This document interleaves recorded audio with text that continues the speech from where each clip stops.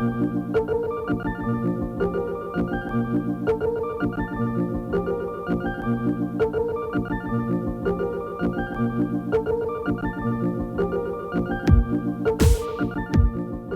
Frieze projects this year, the main idea was to bring all of the installations together in one space.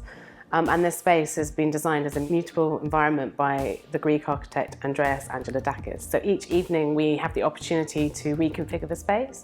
Even though everyone has an installation within that space, each artist almost can take over the space as a whole for one day, so that they can really present the work with a different tone, and really to try and keep an energy that's flowing throughout the fair. And I think that's something that's really important to the projects, and that a lot of the materials in that space, they're sort of designed to last for the 5 days of the fair. So nothing, really looking at the 5 days in this festival.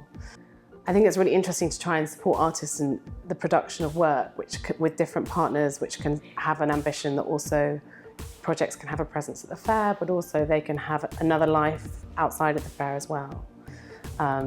And I think that's always been something that's been very interesting for me.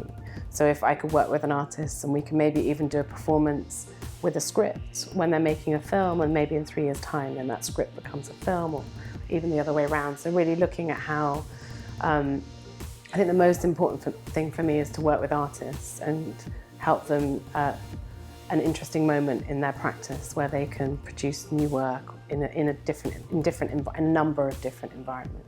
So really looking at the 5 days of the fair and the excitement that can bring, at the same time as also thinking about the opportunities of work that's produced for that environment having a life elsewhere, whether it's in an exhibition or in a film festival, or again with the project with Pilvi's M- project, this idea that the workshops are happening before the fair. There's an announcement at the fair, but the actual reality of the work will happen after the fair.